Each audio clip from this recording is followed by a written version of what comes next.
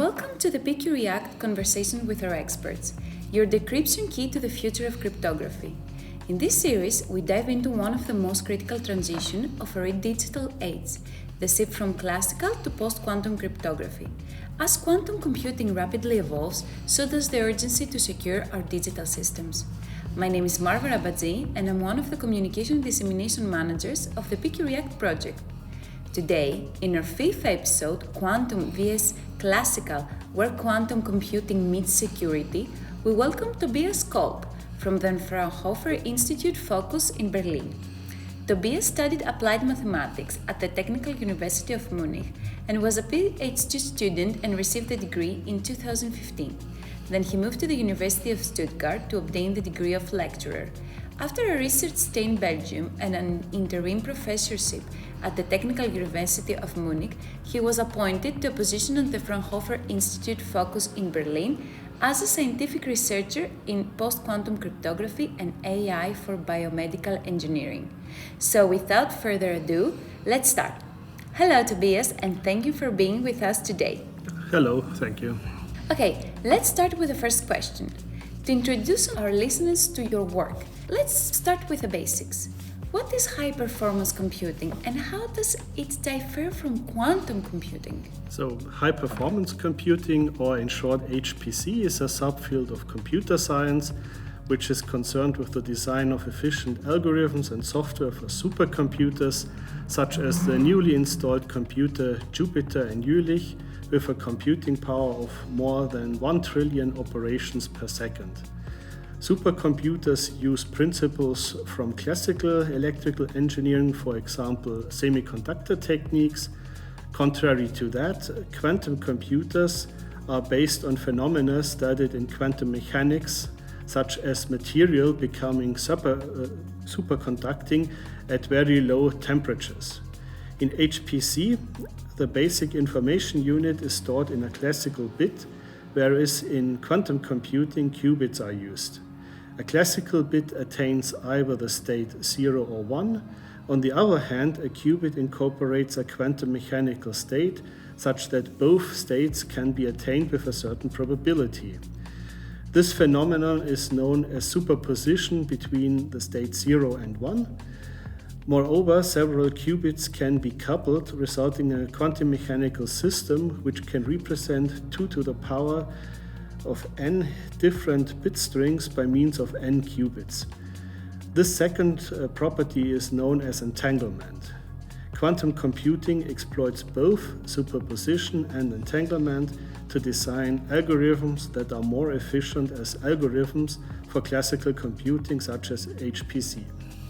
Okay, thank you very much. And now that we have explored the similarities and differences between high-performance computing and quantum computing, let's focus on the challenging part of your work. Can you explain in simple terms the process of benchmarking post-quantum cryptography? Which are the main challenges and expected results? So, first of all, post-quantum cryptography, or in short PQC, is concerned with the design and analysis of crypto systems that are resilient against attackers using quantum algorithms. The need to develop new protection mechanisms for sensitive data was evoked by Shor's algorithm, which was published in 1994.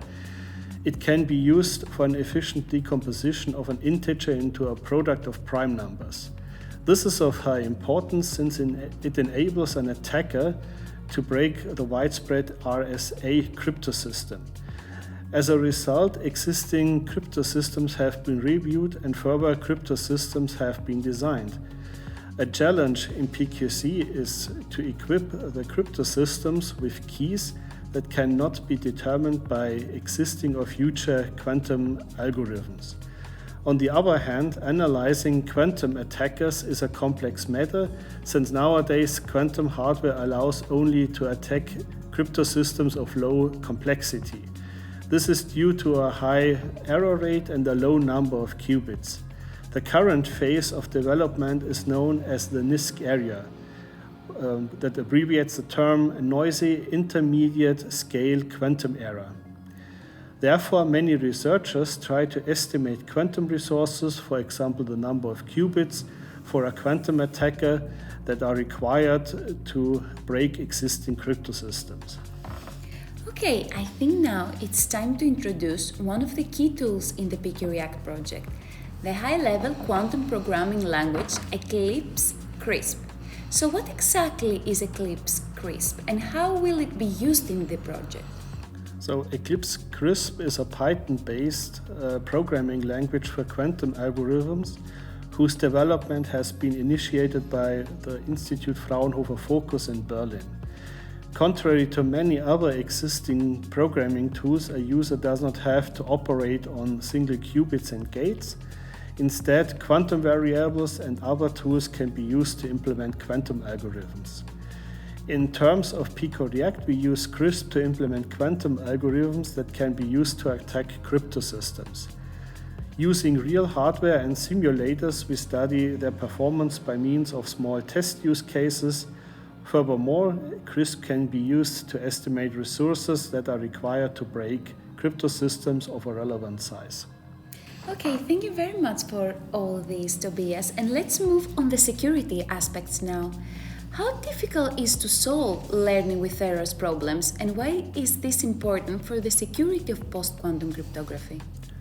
So first, one has to understand that many crypto systems are based on a mathematical problem that has to be solved to be able to break the respective crypto systems.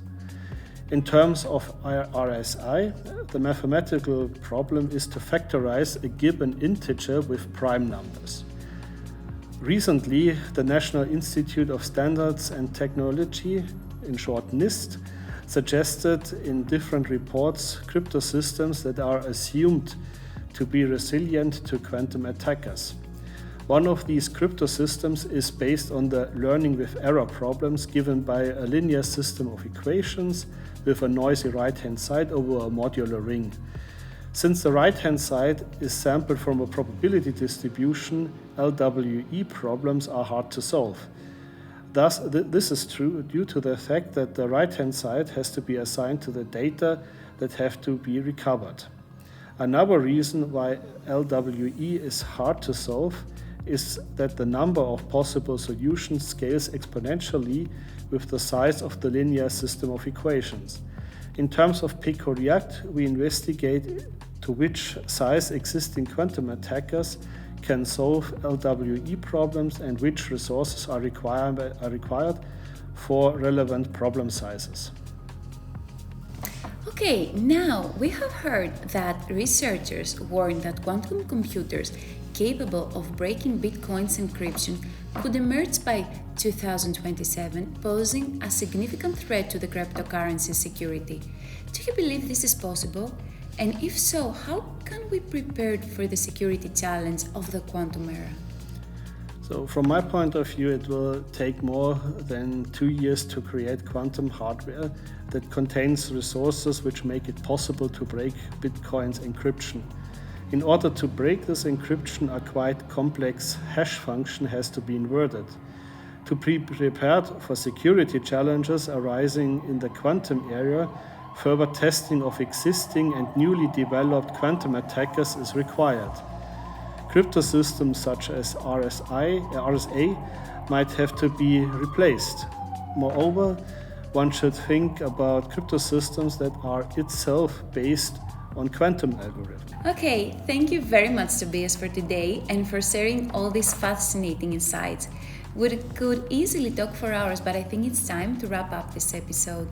In the next one, we will dive into more topics and explore new themes around the post-quantum world. So stay tuned with the PQReact project and follow our journey on our social media platforms.